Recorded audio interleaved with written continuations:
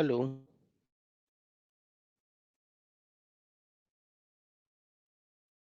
Yeah, hello. Yeah, hi. I just wanted to check here as well. So the thing is, I have a parallel presentation in 3C, and it turns out that it is before presentation here. So Okay, I'll be there, and then I'll switch here. I'll okay, switch at the time of my presentation if they keep the time. okay. I hope that we will be able to maintain the time. So Uh, since your presentation is in the last of the session, yeah, in 3C, uh, so please switch accordingly. yeah. So there it is in 3C. It is second, and here it is fourth. So I think we have enough time to. I have Yeah, enough yeah. time We to will. switch. Yeah, yeah. Yeah, I thought I'll just inform here as well. Okay. Yeah. Okay, okay.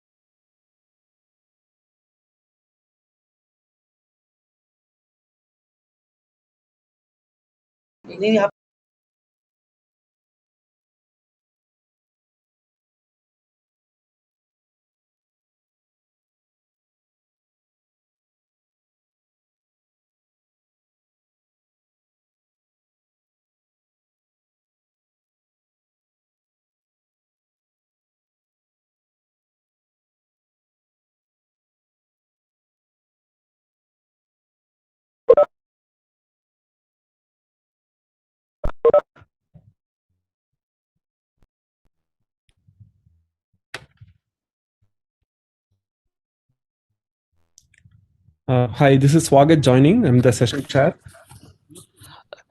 Yeah, yes, sir. Uh, Once Gaurav Trivedi sir joins, we will start the session, sir.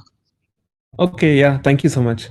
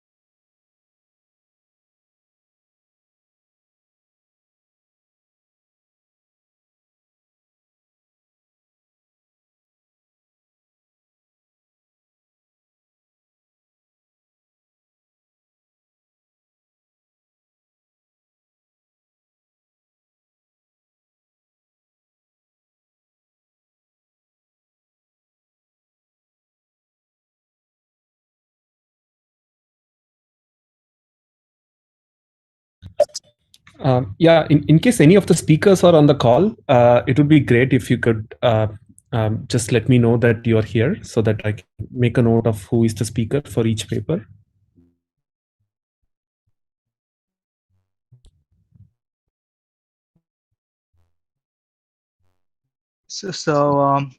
My name is Deepak, and we also have Sankim here. We are from Intel. We're doing the invited paper. Yes, Deepak. Uh, in this one, design considerations for DNA and edge inference paper, isn't it? Yes. Yeah, yes.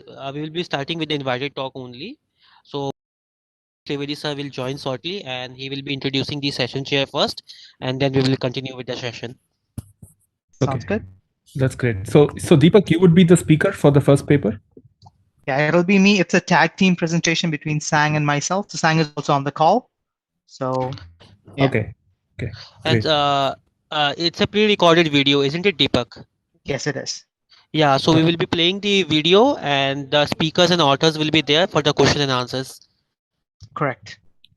got it. Okay, so just to be sure, so what is the role of the session chair here? I should just introduce the paper, or what should I be doing? Sir, you will be asking the you will be asking questions if you have any for the particular paper or something like that, and you will be introducing the papers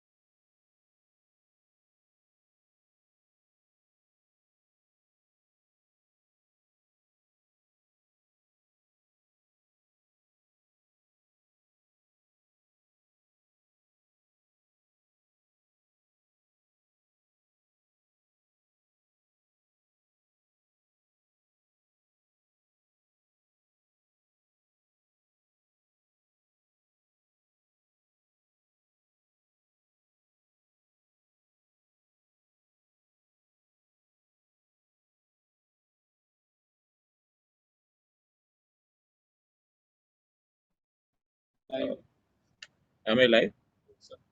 Okay. So, very good morning to all of you. And my sincere apologies due to some network issue in my laptop. I was not able to connect to this WebEx. Okay, so I will be joining from that shortly. And very welcome, Dr. Swagat Venkatamani, to host this session as a session chair. And in this particular session, we are going to present 4 papers, as you know, and each paper will get 20 minutes, and out of which 15 minutes is there for the presenting, and 5 minutes question answer session, which will be handled by me. So, this is my request to all the presenters and the authors. And all the attendees, specifically if they want to ask a question, they can ask the question in the question answer box, or which is coming to your screen, or in the chat box in the WebEx. Those who are connected with us to the WebEx platform.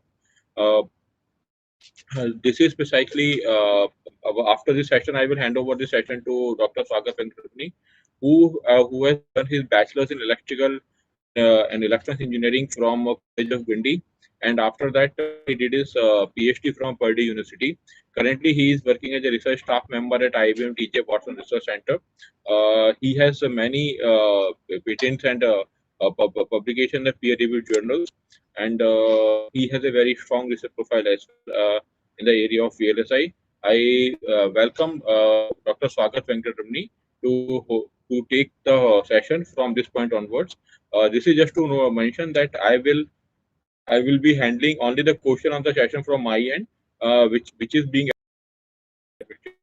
So, so once the presentation is over, I will be asking question and answer, which will be posted, which are getting posted in the question answer session box.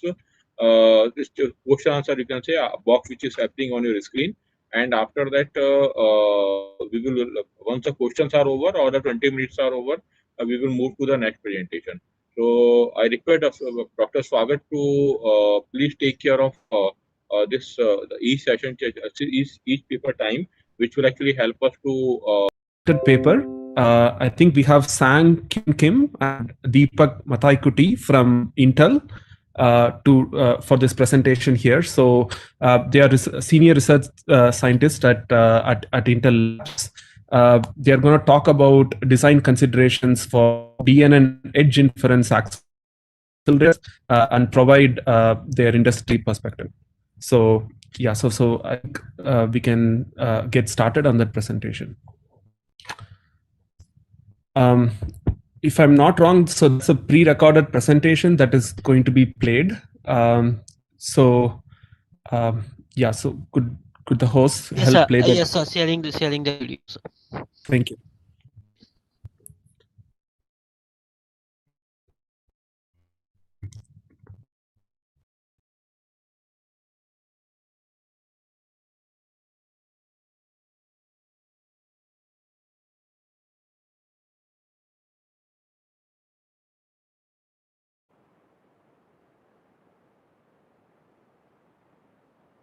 Hello everyone, thank you for attending our talk. My name is Sang-Kyun Kim, and we are from the BPU IP group of Intel. We are delighted to present our perspectives on designing an edge accelerator for neural networks. Deepak and I will be presenting today. I will cover the first half of the presentation, and Deepak will cover the second half. AI is a hot field these days, and we are experiencing a new era where AI is getting deeply involved into our lives. Thanks to the technology advances over the past several years, we see AI not only in the cloud, but increasingly more on the edge devices as well.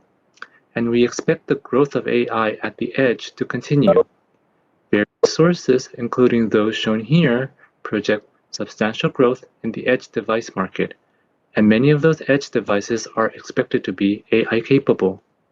Our talk will be on what to consider when designing accelerators that target this rapidly growing market. As our focus is designing accelerators for the edge environment, energy plays a key role in the design. AI inference workloads tend to be computation intensive and thus require a lot of energy. On the other hand, the edge environment is typically constrained with limited compute and memory resources and with a low power budget. Therefore, having a highly energy-efficient design is inevitable for deployment of AI to the edge. Before we dive into the accelerator design, it will be useful to note how AI algorithms evolved and how that can impact the market. The figure shows how AI algorithms became more compute efficient over time, starting from AlexNet here at the bottom of the graph. AlexNet is one of the networks that had triggered a lot of interest in AI. Up here in 2019, EfficientNet can achieve the same level of accuracy as AlexNet with 44 times less compute. In a constrained edge environment, better compute efficiency enables more AI capabilities, and that has become one of the major drivers for AI application in the edge. The plot on the right shows the AI edge inference accelerators in the market. Not only is this space already quite dense, there is a wide spectrum of power and performance requirements for various AI applications on the edge. With the ever-increasing interest in AI, here are some examples of how AI are found useful in multiple domains. In the computer vision domain, convolutional neural networks are widely used for image classification and object detection. For speech and handwriting recognition, LSTM can be used. Transformers gained a lot of popularity in natural language processing, and graph neural networks are used in social media and chemistry domains. In this talk, we will focus on designing an edge inference accelerator for convolutional neural networks which primarily targets vision applications. However, the approach and principle we take here is general in nature for designing a domain-specific accelerator and can be applied for these other types of networks. To design an accelerator, we first need to know the computation nature of the application. For convolutional neural networks, the convolution operation dominates the compute time. So, what is a convolution? A convolution can be described as a 7-nested for loop shown on the left. A pictorial illustration is shown on the right. A convolution operation takes an input feature map of dimension h, w, and c. A filter size f and c is then applied by doing a dot product with the input and sliding across to produce an ox by oy output. This is repeated for the k filters and thus the output has k channels. As can be seen here, the core of the computation is multiply accumulate operation or MAC operation. Also, there are plenty of data parallelism and the loop ordering is flexible, so a domain-specific accelerator should take advantage of these key characteristics. In the following slides, we will go over the design considerations for an energy-efficient accelerator, starting with the microarchitecture, followed by performance, memory hierarchy, data flow, domain-specific techniques, interconnect, and hardware-software co-design. As there are a huge number of MAC operations in a convolution with plenty of data parallelism, our first design consideration is the microarchitecture of the MAC array. One way of building a MAC array is a systolic array. The figure on the left shows a systolic array where MACs are arranged in a mesh-like grid and data flows from left to right and top to bottom. A systolic array is a well-known architecture for matrix multiplication type of computation and is well suited for convolutions. Its simple regular structure makes it easier to design and implement, but there are some disadvantages. For example, the fixed structure makes it difficult to exploit sparsity in convolution layers.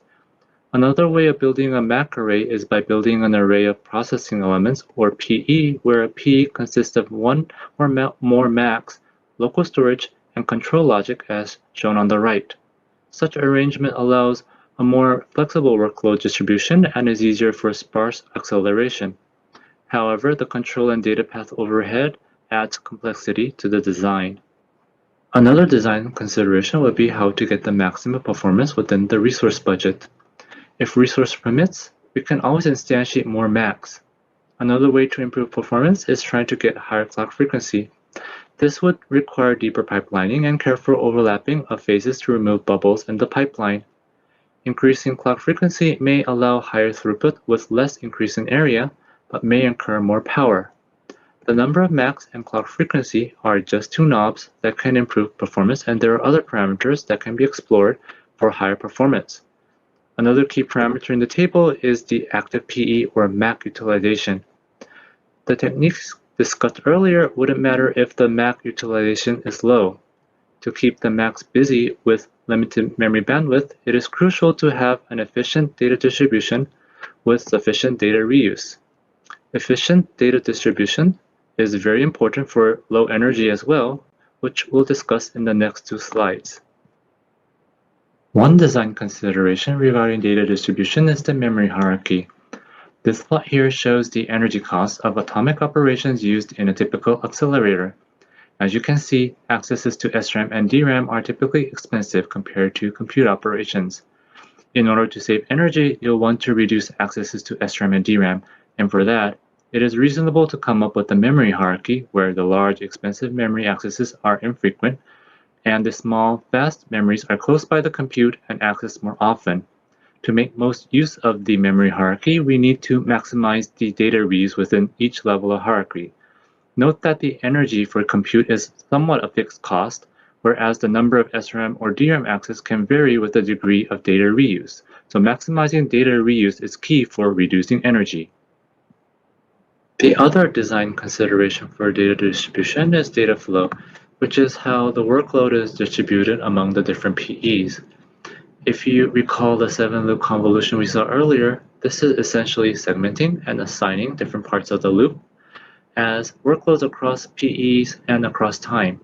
As the data dimensions differ from layer to layer, the optimal way of distributing data may differ as well. As a designer, you can either have a fixed data flow for simplicity or allow some flexibility to use different data flows for different layers. The graph plots the potential energy savings of having a flexible data flow for 2 well-known accelerators, the Google TPU and MIT Iris. The y-axis represents the amount of energy savings per layer if the optimal data flow was used instead of the fixed data flow that each accelerator supports. Obviously, it would be good to have flexibility, but the designer would also need to gauge the added cost and complexity to support that. With this, I'll hand over to Deepak, who will cover the remaining presentation. Thanks, Sang. My name is Deepak, and I'll be presenting the rest of the slides. 3 prevalent optimization techniques to reduce memory and compute requirements for a network are quantization, pruning, and compression. Quantization is the process of mapping a large number of possible values to a smaller set of values by representing them using reduced precision. Typically, quantization is done by converting floating point operands to lower precision fixed point operands.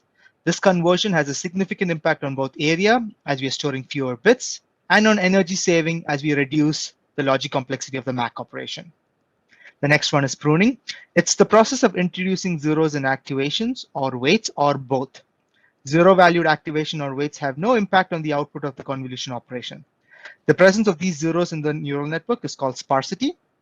Exploiting the sparsity can help save both memory by not saving these zeros and save energy and improve performance by skipping them during the computation. Some common network-level pruning techniques are channel pruning, where we reduce the depth of the feature map, or weight pruning, where lower magnitude weight values are turned into zeros. Compression, it's another artifact of the existence of sparsity in weights and activation. Some common compression techniques are zero-value compression and run-length encoding, which are lossless and reduces the storage requirement.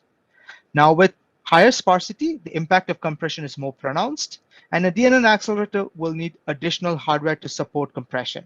In most cases, though, the energy benefits when supporting compression outweighs the overhead incurred for the additional hardware logic required to support compression. Now let's look at the next design consideration, which is interconnect. The goal of an interconnect is to distribute activation and filter data to the PEs and drain partial sums and output activations in an efficient manner. However, building a fully connected all-to-all interconnect network to do so is highly inefficient from an area and power perspective. Therefore, all accelerators use an interconnect in the form of a hierarchy of buses or trees to construct their network of PEs and memories. All these interconnects have both pros and cons. Now, in order to address scalability, the interconnect also needs to scale to meet the higher bandwidth demands as the PE scales. This is often difficult due to the long-distance wiring and the physical design challenges. Some of the capabilities that a DNN NOC must have to address these challenges are, firstly, allowing large data transfer sizes. Secondly, designing topologies that are aware of the on-chip components and rely on modular designs. Thirdly, enabling data distribution that is suitable to the mapped data flow and maximizes reuse as shown here through unicast, multicast, or broadcast. And finally, a NOC that imposes very low implementation overhead and does not require any complex interface protocols.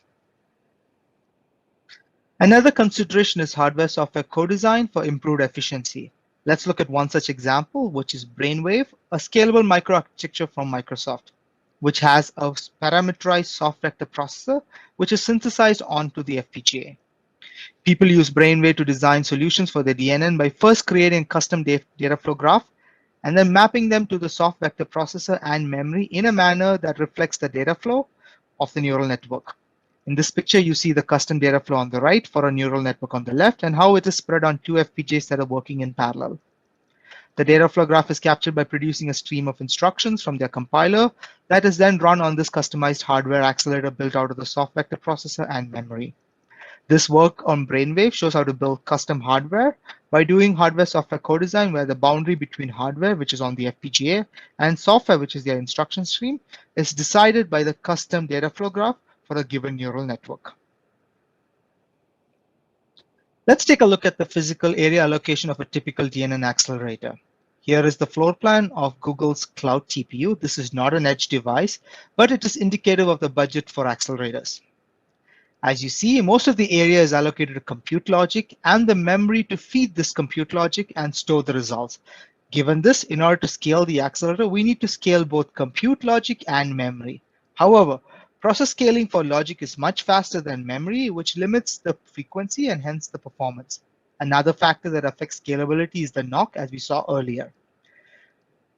A solution to this scalability problem is to put together an IP of compute plus memory that can be hardened and replicated many times through a notion of tiling to build an accelerator, and furthermore, a system of many such accelerators that can work together in parallel.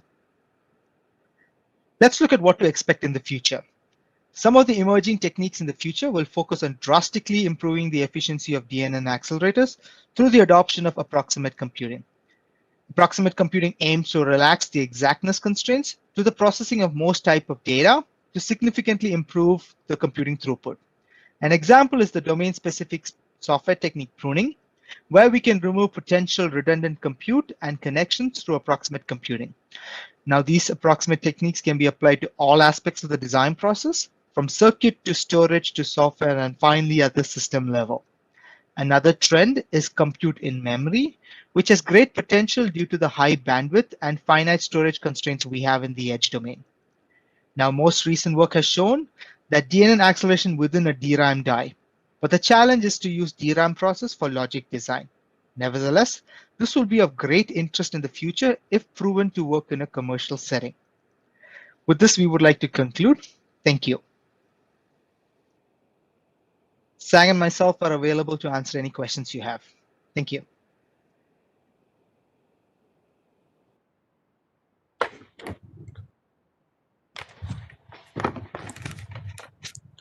Yeah, thanks for the great presentation, Sang and Deepak. Yeah. So Dr. Swagat, actually, there are no questions were asked by the audience and who are attending precisely this particular session. So there is no question posted in the question answer you can say box this session. This chat box is there. So there are no questions from the you can say the attendee side. So you can ask question if you have, and you please proceed, or you can proceed with the next presentation as per your. This is your call. Thank you. Sure. Yeah. Thanks, Gaurav. Yeah. So I do have one question, that I would like to ask the author. So you mentioned about quantization, pruning, and compression. Could you comment on, sort of how these techniques interplay with each other in the sense that, for example, if you quantize something down to 4 bits, do you still have enough sparsity to do zero compression versus or if one negates the other, then what would be the best technique to pick? So could you comment on that aspect? Yeah, sure. So pruning goes in hand with compression, right? Of the three techniques that we mentioned, quantization, pruning, and compression. Pruning introduces zeros, which is sparsity, and then sparsity lets you take advantage of compression, right? Now with quantization, it's an added level of benefit that you get where you've reduced your complexity of the computation, right? Because you've reduced the number of operands that you're saving. So all these techniques together can improve the energy efficiency of your system. They do not negate each other. I see. But they do have side effects. For example, extreme pruning is shown to affect the robustness of the network, and there are other side effects of these techniques. Got it. Yeah. Thanks, Deepak. Yeah. Okay. So if there are no more questions, we will move on to the second talk. So we have Neeraj Kumar from IIT Patna for this talk. So his talk is titled Online Optimization of Energy Consumption and Makespan for Active Replication-Based Scheduling Approaches. So without further ado, let's hear from Neeraj.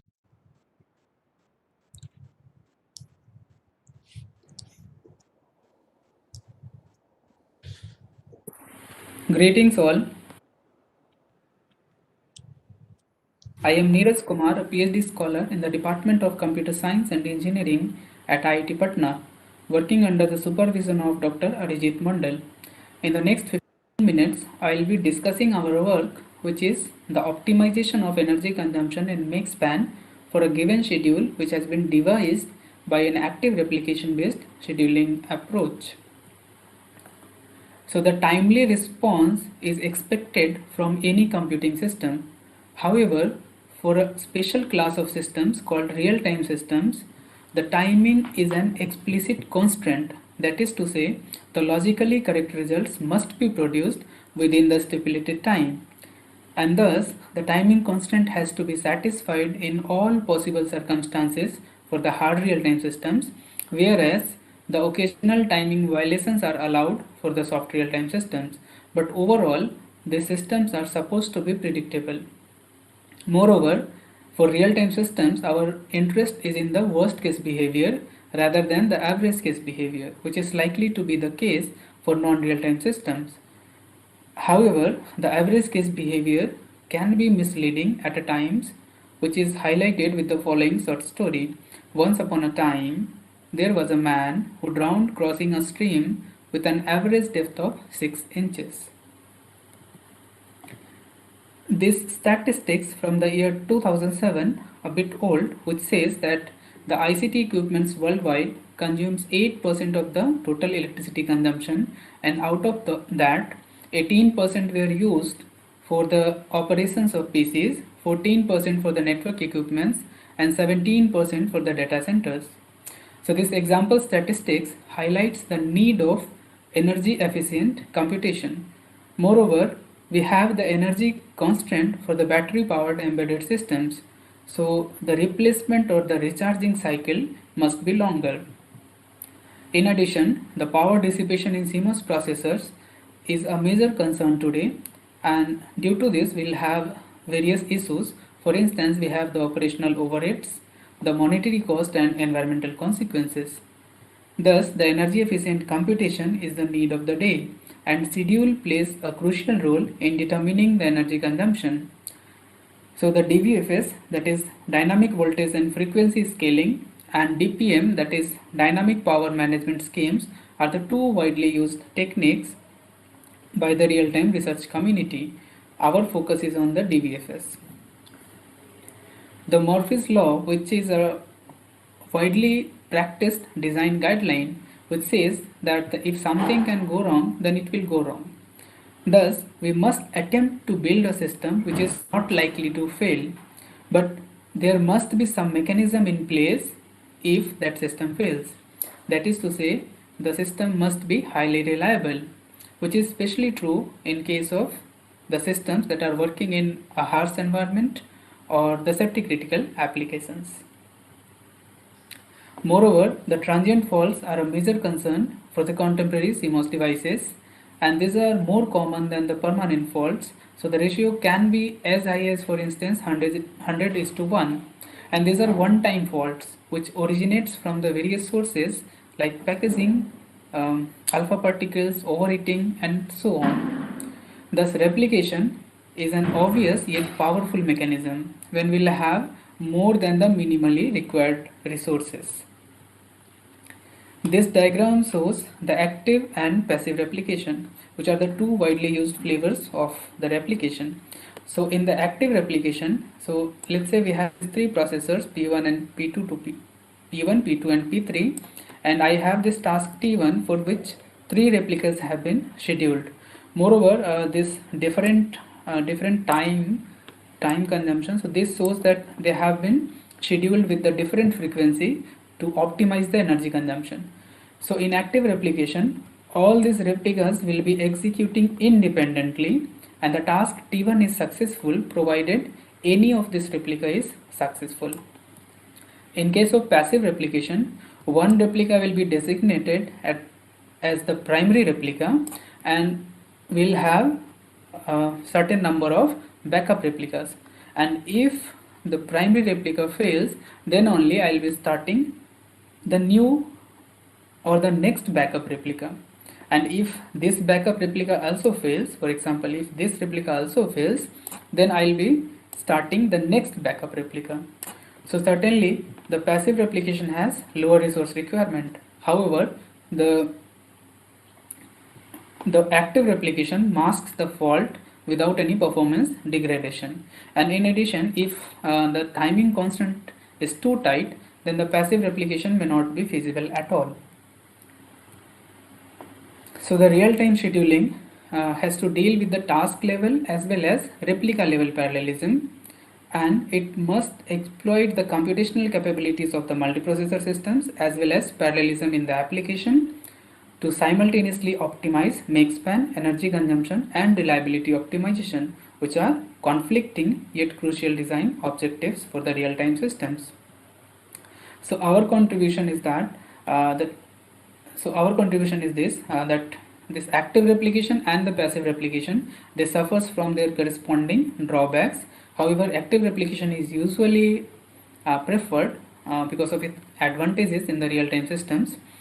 So what we do is that for a given schedule which has been devised with an active replication based scheduling scheme, at the runtime, if a replica executes successfully, then we can discard the replicas which are yet to begin the execution for that task to save the make span and energy consumption, and for which we have proposed a push and a pull based mechanism. So the push and pull based mechanism have been widely used in the computing, but primarily for the load balancing or as a messaging schemes. But we here in this work we are using push and pull based mechanisms to optimize the make span and energy consumption by discarding the replicas at the runtime. So this is an illustrative example. So for this application, we have this at the nodes we have this execution time, and on the edges we have this communication time. So if the tasks will be scheduled on different processors, then this much of communication will be required, and so on. So this is the static schedule which completes at 16. However, if I allow sharing of this result from T2 on the processor P2, then I don't need to execute this copy here, and that's why we will be able to manage by 12. So in that way we can have significant savings in terms of make span and energy consumption. So this is the basic idea for the pull mechanism.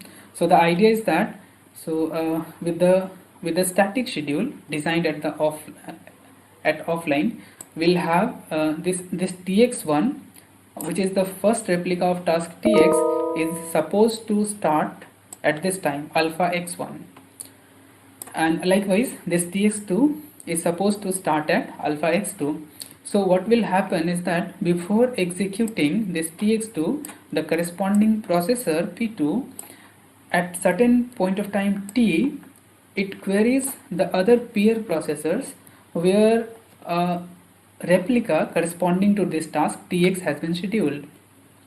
So it may or it may not, it conditionally requests, and that depends on certain parameters. And if the result is available from the other processors here, then it it may decide not to execute this processor. So that is the idea, to pull the results from the other processors which has probably already executed, at least executed. So we do not know whether successful or not, but it has already executed. And if that is the case, then pull these results. So that this alpha x2 can be discarded. This processor P2 don't need to execute this tx2. So that is the basic idea of the pull mechanism. Likewise, in the push mechanism, what happens is that this task tx, as soon as its replica successfully executes, the corresponding processor pushes the results, but once again conditionally, to the peers. So that is the basic idea behind the push mechanism. So to evaluate these approaches, we have uh, performed the simulation with the for various simulation parameters, mainly the number of tasks, number of processors, computation to communication ratio. So we have generated these test cases randomly, and we have generated 10 to the power 5 test cases for each of this configuration. And so since we are supposed to get this schedule, but in this work we are generating the schedule, so we assume that the number of replicas that are likely to vary from 1 to 5, and reliability of each replica is likely to vary from 0.9 to 0.99. Moreover, due to probabilistic execution, we execute each test case 5 times, and then we take average for the energy consumption and make span to compute the improvements. So this is a example result for the improvement in energy consumption for the varying number of replicas. So this points, they represent the average improvement in the energy consumption for each test case, and this value is the average over all the test cases. So this is the result when we have the tasks can have 1 to 3 replicas, whereas here on the right side, here the tasks can have 1 to 5 replicas. So obviously if I'll have more replicas, then it is likely that I'll be able to discard more replicas. So that's why this average, there is an improvement in terms of average energy consumption. Likewise, this is the result for number of tasks. So I have a varying number of tasks, 10, 30, 50, 100. So as number of tasks increases, the probability that I'll be able to discard a replica, that also increases. So I can discard more and more replicas if I'll have more overall, the total number of replicas over all tasks. If that is more, then it is likely that I'll be able to discard more replicas. So we have, for instance, this average improvement in the energy consumption increases as the number of tasks increases. This is for varying CCR, that is communication to computation ratio. So when I have a smaller CCR, that I'll have more computation, and in that case if I can discard something, then I'll be able to save significantly in terms of make span and energy consumption. So but as CCR increases, that is to say the computation decreases. So even if I'll be discarding the same number of replicas, actually the number of replicas might be same, but the computation will be smaller. So average improvement will be smaller as the CCR increases. We have similar observations for the make span. However, the effect for make span propagates. So that is to say, when I'll be able to discard a task, the subsequent scheduled tasks or jobs, they are likely to shift early. So there can be higher improvement in terms of make span. So to conclude, the replication is widely employed technique to achieve fault tolerance, high reliability and availability. And active replication is widely followed because it masks the fault without any performance degradation. There is a smaller runtime overhead. However, the active replication consumes a lot of resources, So in this work we have made an attempt to reduce the energy consumption and mix span at the runtime, and the basic idea is to use a pull or a push this mechanism, or maybe hybrid of both, to discard the replicas at the runtime. So for future works, so there are certain assumptions that can be relaxed. And this work can be made can be made more generic. So for instance, sharing of the savings, so that will be required. So as I said, either in pull or push, the processes will communicate conditionally. So for that I need this value, that what is the current saving at that processor. Then we need to devise when to start communication, and certainly a quantitative analysis on the overheads due to additional communication will be required, and heterogeneity, as well as devising a schedule which offers a significant scope or higher scope for the optimization of energy consumption or make span. Thank you.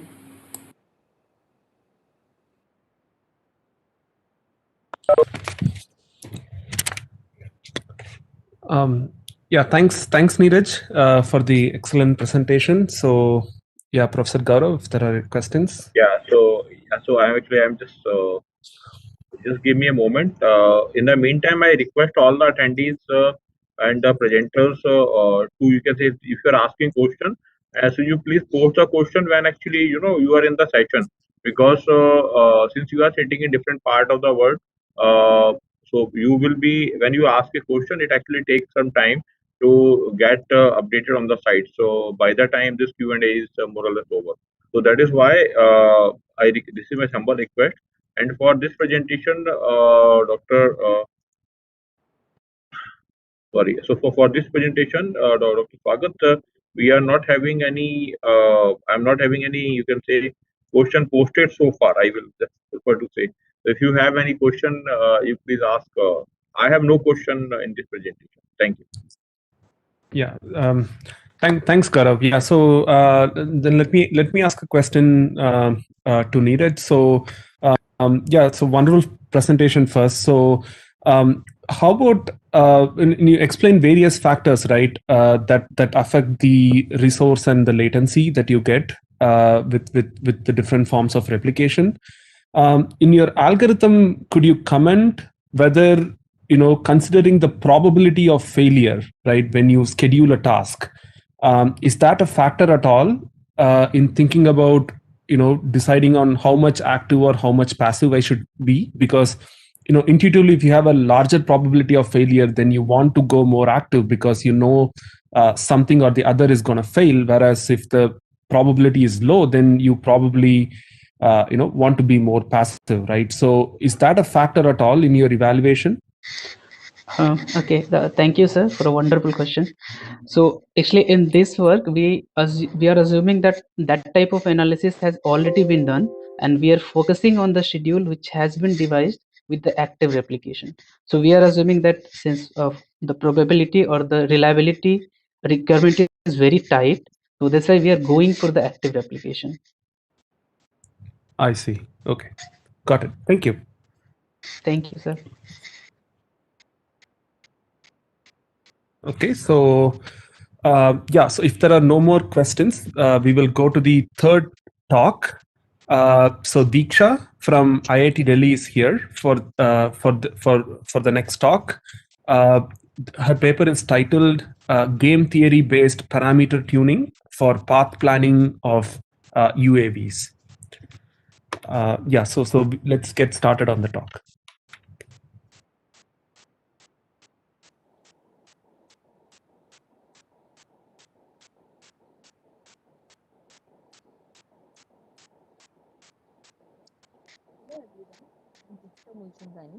I'm a PhD student at IIT Delhi.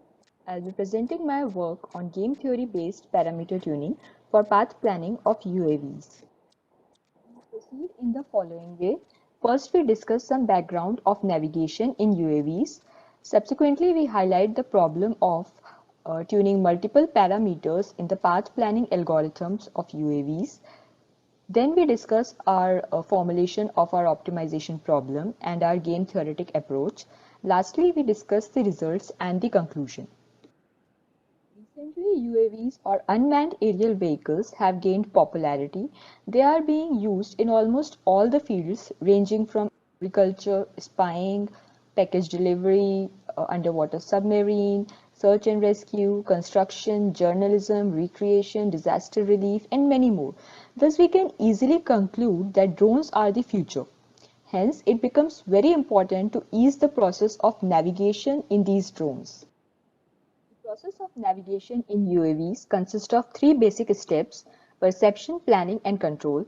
The perception stage is responsible for sensing the environment and providing an obstacle map of the environment to the planning stage. The planning stage takes this obstacle map and provides an obstacle-free path.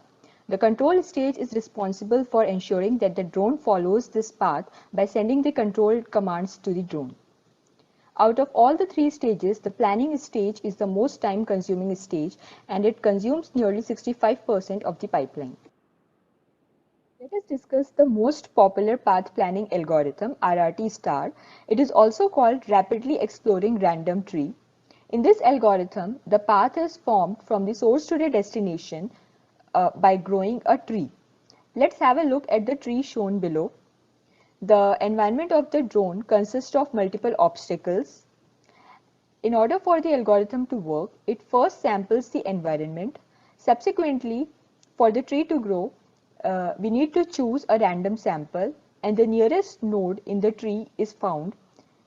Then the path between the nearest node and the random sample can be formed. However, there is a notion of step size. Thus, any new node cannot be placed beyond this distance. Hence, a new node is placed at a step size distance. Now, in order for the edge to be formed between the nearest node and the new node, we also need to ensure that the formed path is obstacle-free. Merely ensuring that the path is obstacle-free is not sufficient. The obstacles should be at a certain distance from the new node. We see here that the obstacle avoidance distance is violated by this obstacle and this new node. Thus, this new node cannot be chosen because of the violation of the obstacle avoidance distance.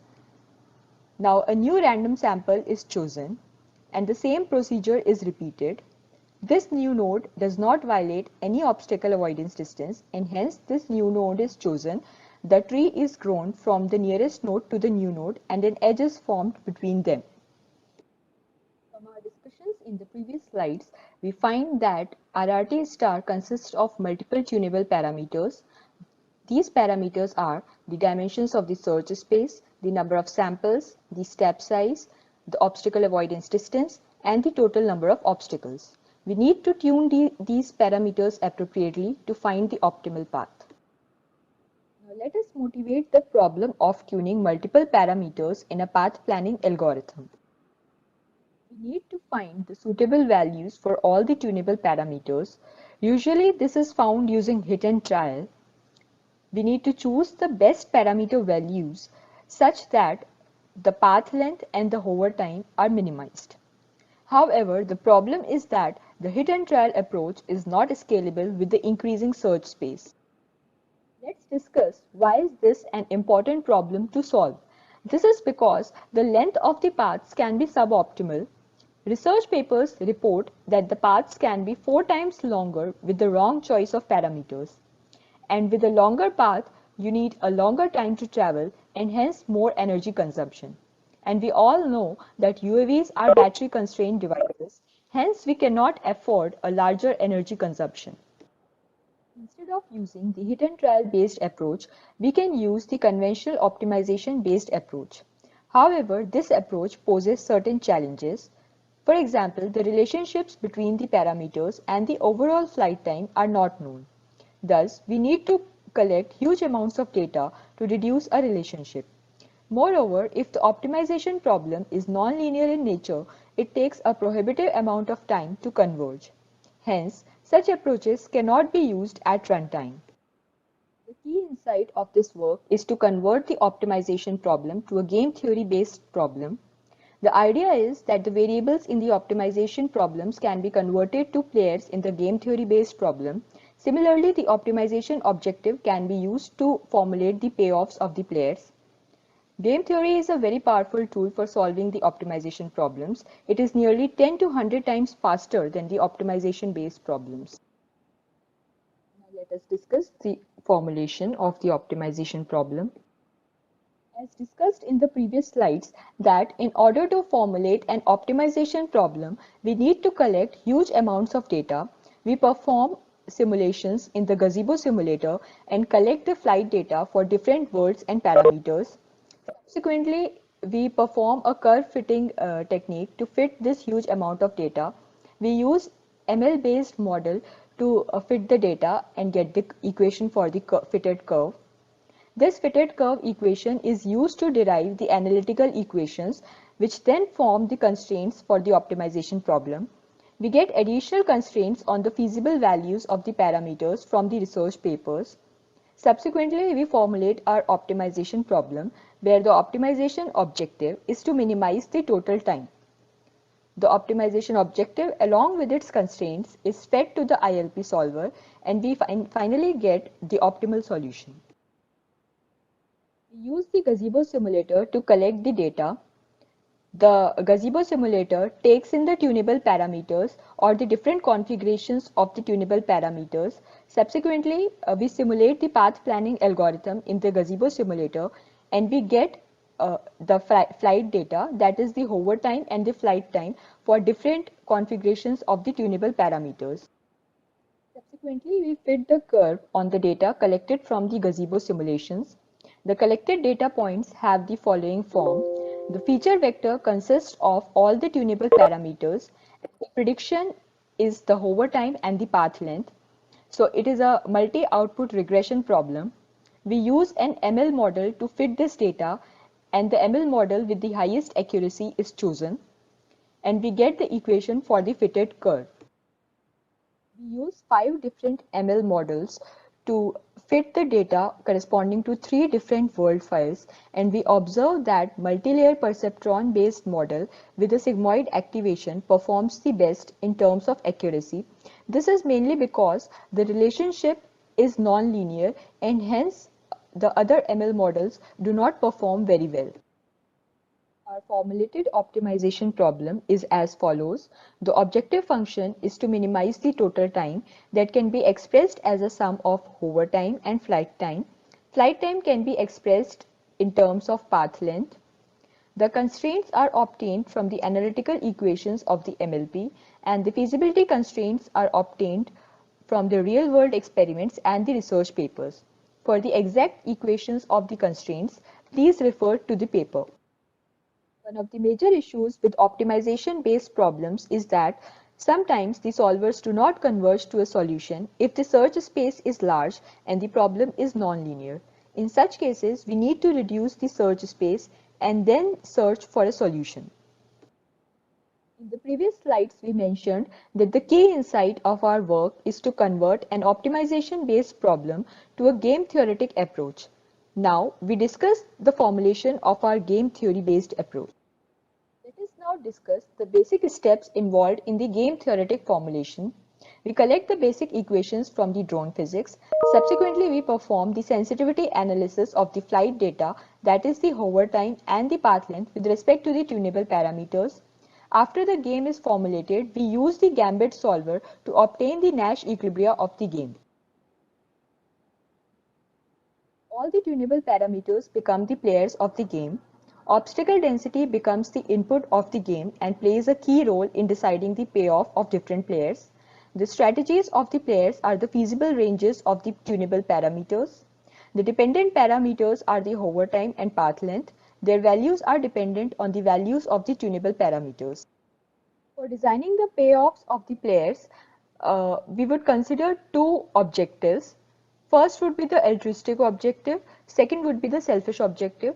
The altruistic objective would be to minimize the wasted energy due to the hover time or the suboptimal path length, and the selfish objective for all the players would be proportional to their individual parameters. For example, the sample player would want that the decision making should be done for a large number of samples. But as you increase the number of samples, the planning time and hence the hover time increases. Similar analogy can be provided for all the other players.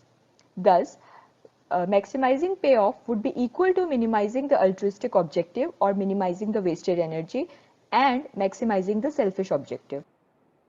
In order to form one equation for the payoff of a player, we need to have the equation to capture both the altruistic and selfish objectives. Thus, we need to know the relationship of the altruistic variables with the selfish variables, and hence we need to perform a sensitivity analysis of the hover time and the path length with respect to the tunable parameters.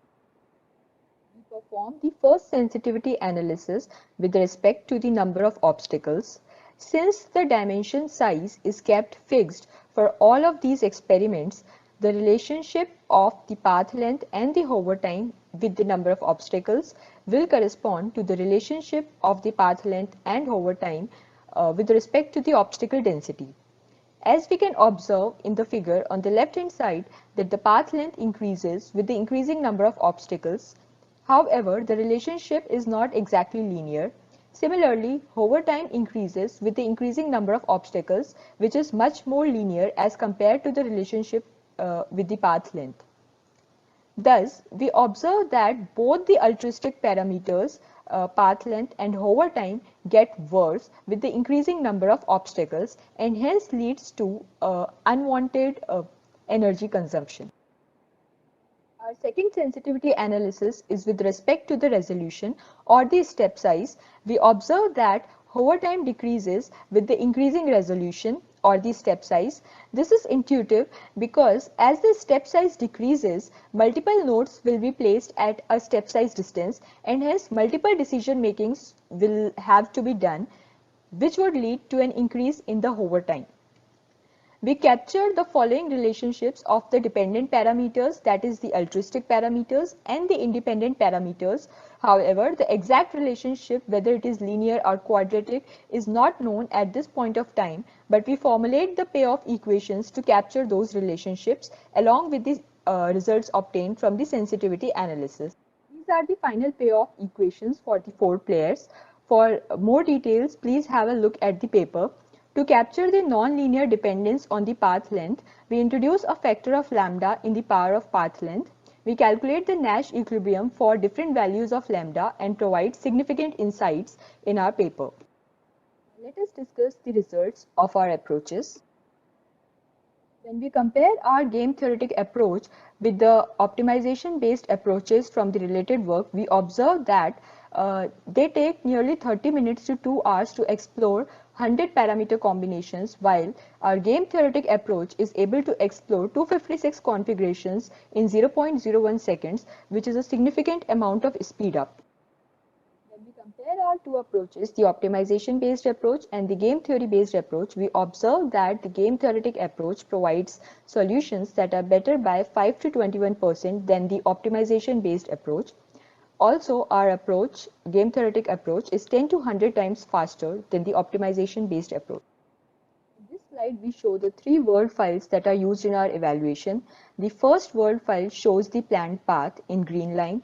The second and the third world files are the same except for the obstacle density.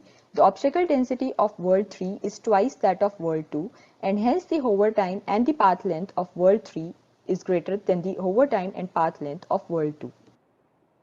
Now let's conclude this presentation and highlight the key takeaways. The two major contributions of this work are the novel MLP-based curve fitting method to generate the constraints for the optimization problem. The fitted curve can be converted to a set of analytical equations which can be solved using an ILP solver. The second idea was to convert the slower optimization problem to a faster game theory-based problem. Thank you for listening. For further details, please have a look at our paper.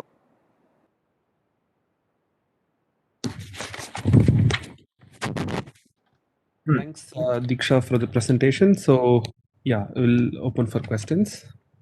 Yeah. Dr. Swagat, this is Gaurav here. So as of now, there is no question posted in this particular you can say forum here in the Q&A forum. So I have one question particularly. Like Diksha, when you were talking about multiple combinations and all, you were so many parameters and like like I think you have in the end you were mentioning about some times, right? Okay, and so can you just let me know what are those times once more? The times to the times that were mentioned in the results section, they were the time for the ILP solver to solve the optimization problem, and the second was the time taken by the Gambit solver to solve the game theoretic problem. Okay, so specifically, so how many variables were there in your particular problem? How many variables? So there were total five variables, five tunable parameters in our Okay. problem. Uh-huh. So the first was the dimension, the second was the Uh-huh. number of samples, the third was the number of obstacles, then the obstacle avoidance distance, and the step size. So how many obstacles you have chosen for your algorithm? So out of these five parameters, the first four parameters are tunable and they have some feasible ranges. The number of obstacles parameters is actually not tunable by the users, but we have taken three different world files. So the world files are the virtual environments. So all these world files have different number of they have a different obstacle density. So obstacle density is expressed in terms of number of obstacles per unit area. So we evaluated our technique for three different world files, and so in that case, the obstacle density or the number of obstacles is fixed for a particular world file. It is not tunable by the user. Okay, okay. So, I have one question was posted for you, but before that, I just want to ask you one thing that I was asking you all the details for a purpose because in the real world, this word is, I'm going to say, we have the 3D, you can say, I'm going to say, when you say Yes, the yes. drone path planning or so. So, while doing this work, have you considered specifically the 3D scenario, or you can say implemented your you have implemented, you can say, your work in the 2D scenario itself? No, we have considered the 3D scenario in our simulations in the gazebo simulator. Okay, okay. Thank you. And there is a question for you asked by Mr. Rusik Parmar. In a multiple drone scenario, how does the algorithm work as the obstacle location become variable with time? Okay, so we have so in this particular work we have not solved this for multiple drone scenario, but yes, the number of obstacles or and the location of obstacles with respect to different drones would change, and it would also be dynamic. So we will have to consider both of these parameters while designing this for multiple drones, or say for a drone swarm kind of thing.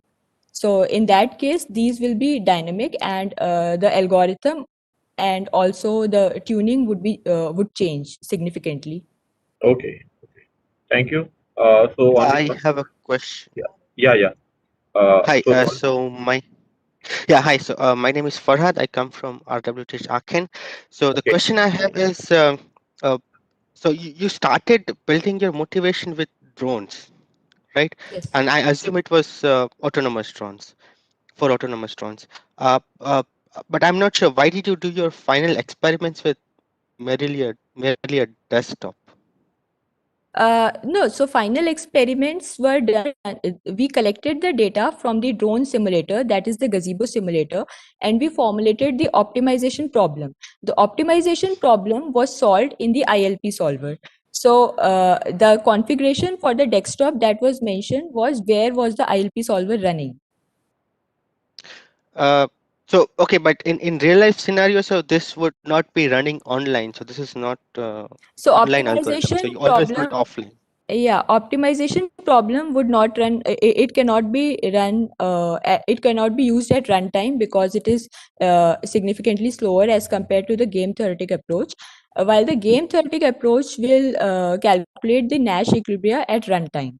So I also performed. So in this particular results that I showed, I gave the configuration for the desktop configuration, but while performing the sensitivity analysis, I used the NVIDIA Xavier board that is used on current day autonomous drones.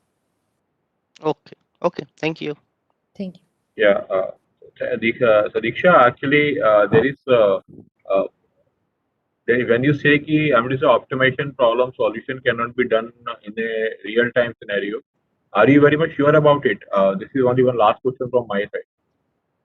uh, it cannot be done at runtime because it is taking the results that we show, or also the results from the related work. It is shown that they take nearly 30 minutes to converge to a solution, and many times they were not able to converge, and they had to provide a cutoff time like 30 minutes or 2 hours. They have to provide a cutoff time to provide a solution, and that solution need not be optimal solution. So Okay. our purpose is not solved using that. Okay. So if you say so, then I would prefer to come to say, as per my knowledge, there are many other techniques are there where we can Yes. do this, uh, but I think I leave this discussion here itself, and will hand over the session. I'm to say hand over this the rest of the proceedings to Dr. Swagat. Thank you. Okay, There are thank no you. more questions in the chat in this box. In this question answer session box. Now, Dr. Swagat, you please proceed with the proceedings. Thank you.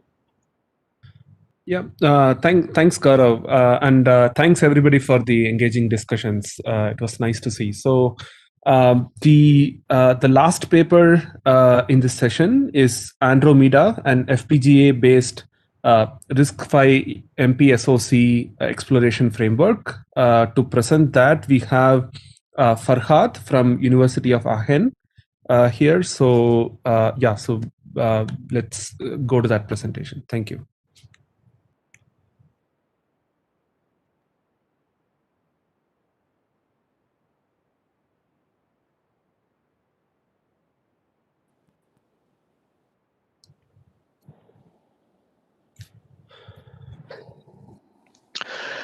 Hello everyone, my name is Farhad Merchant. I work at RWT at Aachen University in Germany. I welcome you all to my presentation entitled Andromeda, an FPGA-based RISC-V MPSoC exploration framework. Coming to MPSoC, MPSoCs are found everywhere, right from your mobile devices, your laptops to your camera.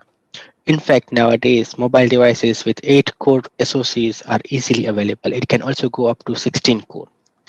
Now, the reason for moving to multi-core is basically the breakdown of Dennard scaling in 2006, which prompted researchers to pack as many number of cores as possible on a single die. Hence, the computer architects also started putting as much amount of memory as possible on the chip, and hence the effective and efficient utilization of memory and the processing core became an active area of research. In the last few years, RISC-V has created a buzz. That is mainly because it's an open standard. It's an open instruction set architecture for which you don't have to pay any licensing fees. There have been several prominent implementations based on RISC-V instruction set architectures, namely RISC-V Kit chip from Berkeley, Pulp from ETH Zurich, Sakti from Indian Institute of Technology Madras, Flute Piccolo from BlueSpec, and Black Parrot. Now, for our experiments and now for our prototype, we have used Rocket Chip Generator, which is highly configurable. You can configure number of cores, cache size, cache placement policies, arithmetic unit, pipeline stages, etc. Rocket Chip Generator can be used to instantiate Rocket Core, which is 5-stage single-issue in-order CPU, which is compliant to RISC-V instruction set architecture. Although our framework supports Rocket Chip, we do not say that it is tied to Rocket Chip. You can also try and use other implementations in the framework. So coming to Andromeda. Andromeda is a unified framework that facilitates design space exploration of an FPGA-based MPSoC. And this is mainly done at an early stage, so before the production. Now this allows to identify any bottlenecks in the architecture or in the application development and to rectify the problems, and to improve the performance. Now, for prototyping of Andromeda, we have used HAPS, which is provided by Synopsys. The HAPS board comes with two ultra-scale FPGAs. The major contributions in this work are a lightweight network on a chip. So the network on a chip that we use to connect several nodes of RISC-V cores generated from Rocket chip. We propose a framework called Andromeda, which is highly configurable, and we also perform extensive evaluation of Andromeda. Now, this is how the Andromeda looks like. So you start with the system parameters. First, you supply parameters to the framework, and then you can do some minimal tuning to the parameters. You can generate the MPSOC, and then you can prototype it on an FPGA. Now, if you do not have satisfactory performance from your system, you can go back to parameter tuning, and you can retune your parameters to meet your performance requirement. Now, in this cycle, you can always prototype the system on the FPGA and identify the bottlenecks. You can also develop your parallel C application along with the development cycle of your hardware and map your application on the hardware to identify the bottlenecks in the application. Here you can see one instance of the generated MPSOC. So, and also on the side, what you see is the NOC architecture. So what we do is we use a small Rocket core as a network processor to route the network traffic. And here what you see is the different configurations of the network on chip. Right. Now, to start the evaluation, we first do our evaluation on a shared memory system, which is a single node system. So now we evaluate three set of benchmarks: stream benchmarks, matrix multiplication, and n-body simulations. And in the table, what you see is the resource utilization on FPGAs. So you can see that as you increase the number of core, as expected, the number of LUTs, PRAMs, and the DSP slices increase. Right. Now, for the matrix multiplication, we see here an interesting phenomena. So, for example, so on the x-axis, what you have is the number of cores, and on y-axis, you have the number of cycles that it takes to execute the matrix multiplication.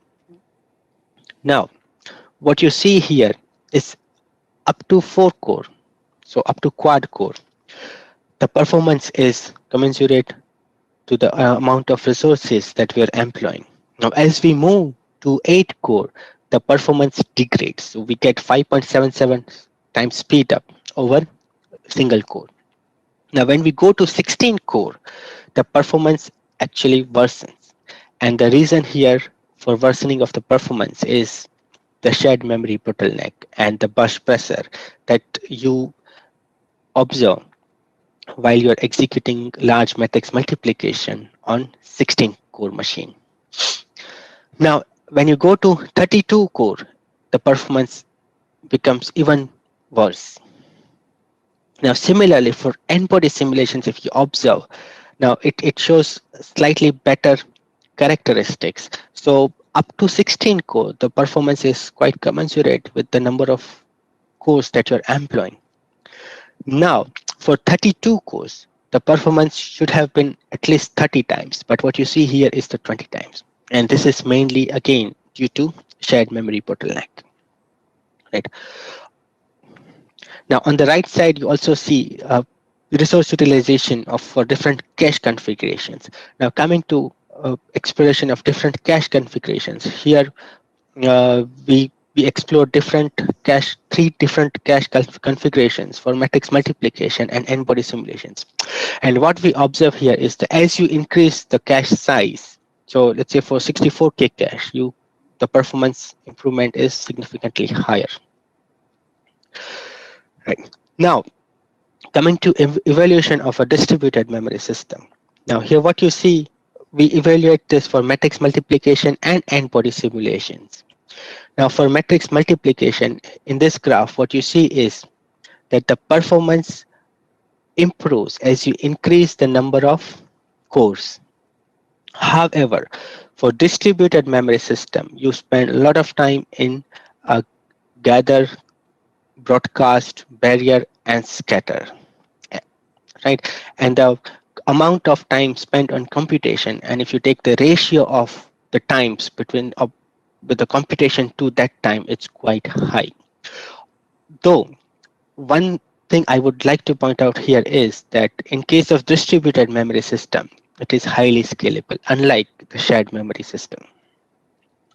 Now, uh, for matrix multiplication, in the middle graph, what you see is, so the first bar shows the base system with 16 cores, shared memory multiprocessor systems, and the other two are distributed memory systems. And what we see here is that the shared memory performs much better than the distributed memory, although the shared memory is not scalable at some point. For n-body simulations, we see different results here than what we see for the shared memory multiprocessor. Now here, as you increase the number of cores, so the performance improvement is observed to be much better than the shared memory system. For example, for 64 cores, you can go up to speed up of almost 40 times, while in case of shared memory systems, this performance worsens as you increase the number of cores.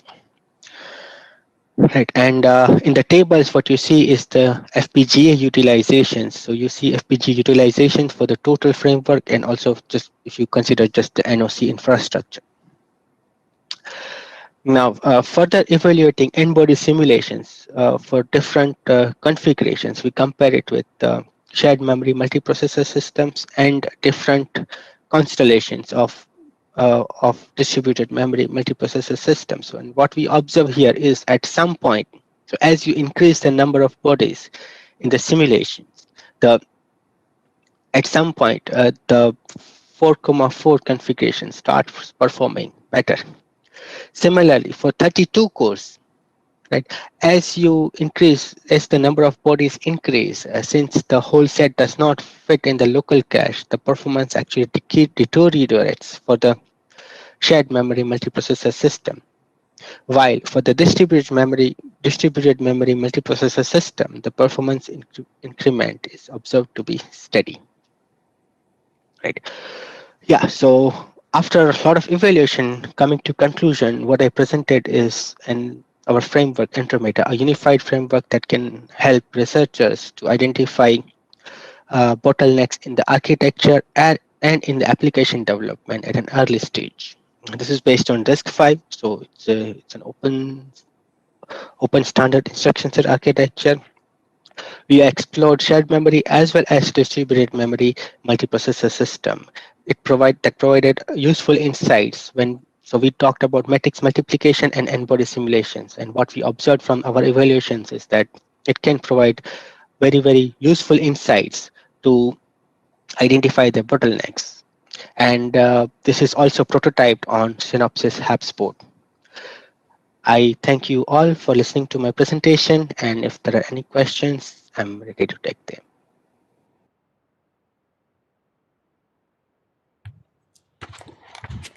Uh, uh, Thank you.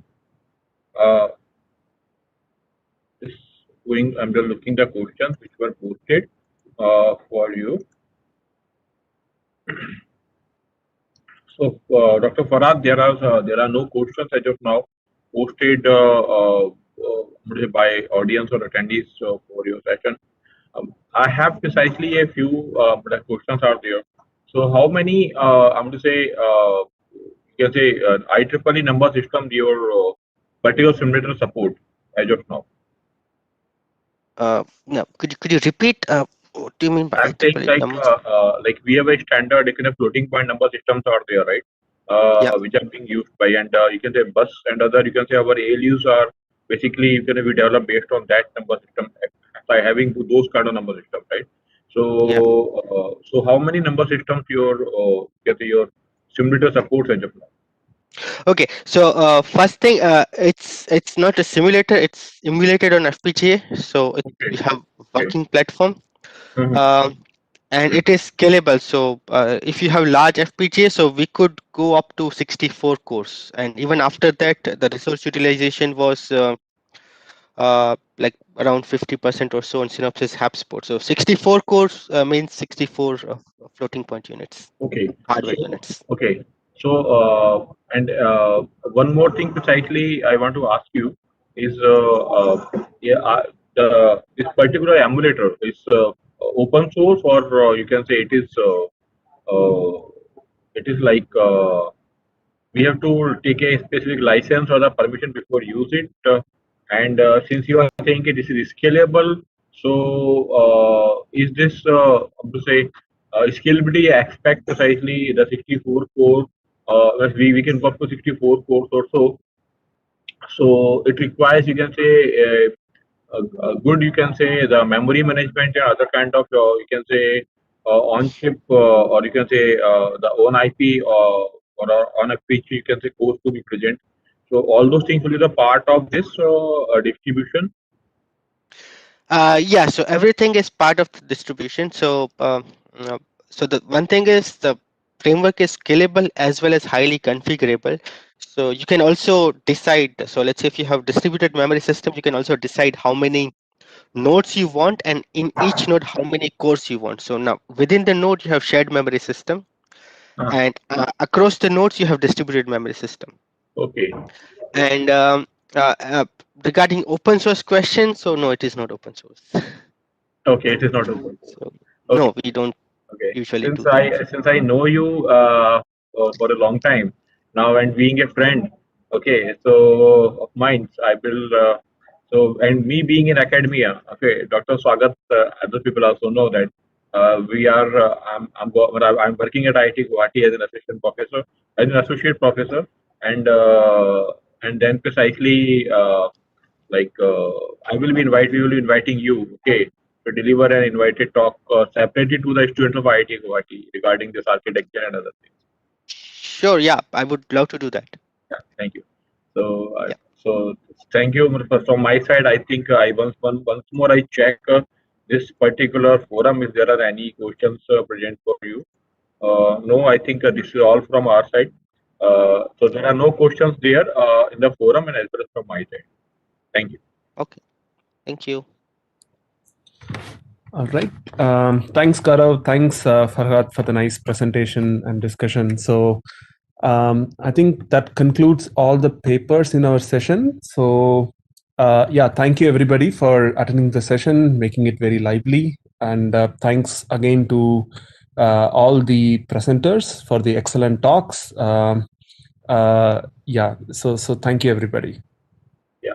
Yeah. So from Thank my you. side also, as per the instructions of our session chair, Dr. Swagat Venkatramani, I thank all the paper presenters and attendees to, even though in this virtual, in this COVID times and meeting virtually, the session was, I think, as live as it used to be there in the physical way.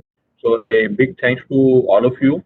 And since COVID-19 is still going on, and and we don't know like when will it stop. So we have our fight is still on. So be safe, be healthy, and do well, and wish everybody a very good luck. Thank you. Thank you. Bye. Thanks. Bye. Thanks, Gaurav. Thanks everybody. Virtual applause to everybody. Thank you. Thank you. Thank you. Thank you, sir.